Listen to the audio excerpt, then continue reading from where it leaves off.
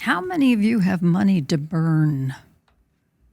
It's a good question. How many of you are making so much money in your business that, hey, if we do something wrong and we'll just pay the fines and it won't matter? Yeah, that's kind of what I thought. I know. Where am I going with this? Well, guess what? Homeland Security has recently raised the fines on I-9s, your employment eligibility forms. I'm not kidding you. What does this tell you about the importance of doing the I-9, number one, but doing it correctly? We've done, I think, the I-9. In fact, my general manager here at the station and I were just talking here a moment ago. We have done well over 200 shows. And since we rebranded, well over 100 shows. And I can tell you right now that discussion and presentations on the I-9, that is the most popular topic in the time that we've had this show. And yet, I'm still running across individuals who just aren't taking this seriously. So I really want to emphasize why it is so important to be doing these forms correctly. Now, remember, I-9s are overseen by Homeland Security, not the Department of Labor. Two different government groups, government agencies. They do not overlap. They may have a memorandum of understanding, but they are siloed. Homeland Security oversees the employment eligibility of individuals working here in the country. So when you hire someone, you have the responsibility, and this is for W-2 employees only, not your 1099s, but you have the responsibility of getting this form completed. You also have the responsibility of doing it correctly. So if we don't do it correctly, or if we're not taking this serious, this agency has the right to come in and actually fine you, just like everybody else. And on June 28th of 2024, this year, the violation for mistakes on an I-9 just went up to $281 to cap at $2,789 per form. Now think about that. It's not hard math. You per form can be fined anywhere from $281 to $2,789 for mistakes. Now, I take that seriously because even a company of 10 people doesn't want to have to write a check and throw away $2,800. But let's go even further. If you're knowingly employing unauthorized aliens, individuals who are not legally here and do not possess legally, or let's just say legal documentation that satisfies the I-9, you can be fined for $698 up to and capping at $5,579 per violation. We don't need to be told how many illegal immigrants, illegal aliens we have in this country. We know that. In fact, I don't know of any of us, I don't care where you are in this country, we're seeing it on a daily basis.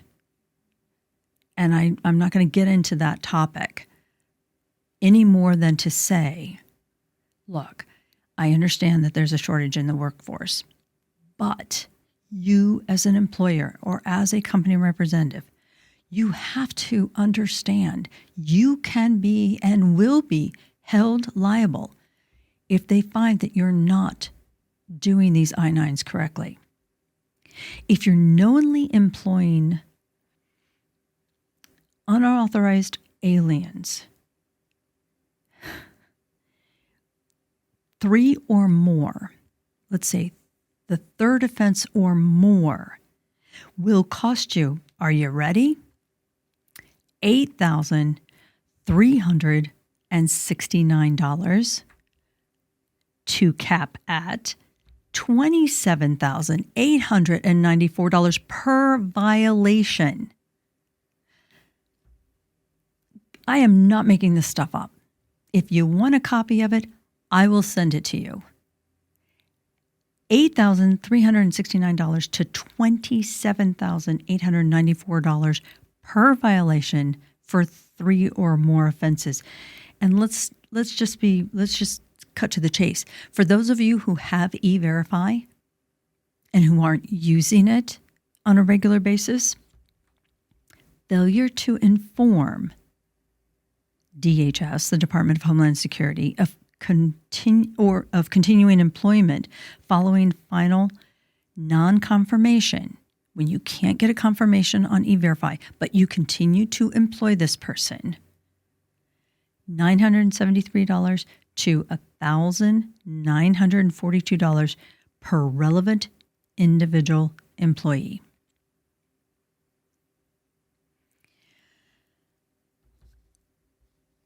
I don't know. I just don't know why anybody would not take this seriously. I really don't. The earlier in 2024, the United States Department of Justice increased the penalties for document abuse and discriminatory practices in addressing I-9 issues. Then they've now, here in June, printed and published these amounts. They're doing this for a reason. They're doing it because they know you're not completing these forms correctly. They know you're not taking this seriously. They know that you're so enthusiastic to get individuals that you're not worrying about this. And if you've been following me at all, you understand that I have been adamant about the number of fake IDs, false identification that individuals are providing employers, and the importance of educating yourself and those who are taking this documentation. Help them understand. Look, nobody expects you to be an expert. Nobody. But if the person sitting in front of you who's just provided this documentation doesn't look 42 years old or doesn't resemble the picture on this driver's license in any way, shape, or form, you might suspect that it's a fake ID. Here's another good one. If the individual you're interviewing or taking, and I'm not interviewing, that's not the correct word. Let me back up on that one. If the individual you're processing for new hire paperwork cannot tell you right off the top of their head what the birth date is that's matching the identification, or if they can't tell you the Social Security number that's on the card that you have in your hand that they just handed to you, there should be flags thrown. And I cannot tell you how many times I have been approached by employers who say, you were right. That was a fake ID. And we went out and asked them their birth date and they couldn't tell us. Or we went out and asked them their Social Security number and they couldn't tell us. That individual is going to go away because they're going to move to another place or they're going to go to another employer, and you are going to get stuck with these fines if they catch you. I've got 5 things I want you to think really, really hard about. And if you haven't done an I-9 audit, please, please, please, please, it is not difficult. They are painless, but do it now with these fines going up.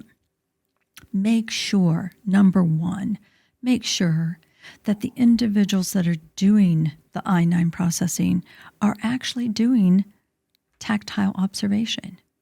That means if you are hiring a remote individual in a different state, a different city, somewhere too far from the corporate office, then make sure that they're taking that ID to someone who is sophisticated enough to know they have to verify the documents and then sign for them in the appropriate spot on this new I-9. If you're not using E-Verify, you have to use someone in that location or in close to this employee's residence who will accept that documentation on your behalf. If you're using E-Verify, you can do a virtual over FaceTime or some other, Teams or some other way of Zoom looking at the observation. But please make sure that you're looking at the documentation and you're not just taking copies. Number 2, my recommendation is make sure that you don't have everybody in the entire company taking I-9s and completing them. Centralize it. Have the individuals who are going to take this responsibility be trained for the responsibility. And make sure that everyone knows that this person's responsible for doing it. You don't have that department and that division and this office. They're all doing it differently. They're all doing it their way. Have one central person be overseeing it so that you know that the rules and the guidance is going to be followed closely. Number 3, I'm going to go back to my reviewing the docs. Don't just take them and assume that they're correct. Make sure you're looking at them. Make sure there's a perforation on the Social Security card. Make sure that the paper feels like it should be. There is information available to you from Homeland Security on how to review documents and some of the most common mistakes, some of the most obvious things to look for in identifying errors. And also remember, there are more sites providing access to fake IDs than there are to educate us on how to identify them. So don't be fooled, and don't think that there's any plausible deniability that's going to get you out of these fines if you suspect at all that this individual is not legally able to work here in the United States. Number 4, remember, and this was a question that came up this morning, I-9s themselves have a retention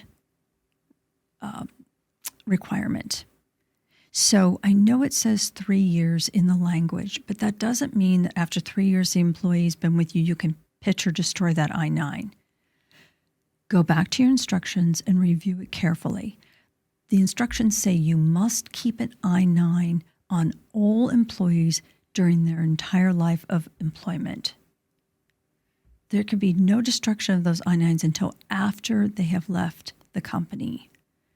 But reread the instructions. If you can't find a copy, go online, just Google I-9 2024 instructions.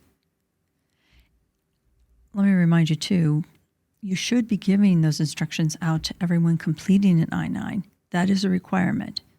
But I know that's one that most people don't follow. And then the other one is, remember the timing, guys. Don't send that I-9 with tax forms or instructions for drug testing or anything prior to the first day. You can't take the documents. You can't review documents till the first day through the third day. Now, if the employee just fills out the top, that's okay. That's all right. It's when they start filling in their own documents or they send you copies of the documents prior to their first day, that throws you into violation. I still, in my audits, I'll run across one that's been dated prior to the employment, or the individual who accepted the documents has dated it prior to the first day of employment. And that's not how it's done. You are in violation. So take my advice. If you haven't had your I-9s reviewed, if you haven't talked to someone about, hey, could you just put a second pair of eyes on this? Could you just tell me if I'm in compliance? Call me at the Human Resource USA. I will walk you through this. But your labor law attorney is a great source, especially if they're an immigration attorney. They will help you with those employment authorization and green card individuals that might have expiration dates as well. But the important thing is, understand, it's up to you. You get to decide, do you get to keep that money or do you have to write the government a check? Thanks for listening to the Human Resource.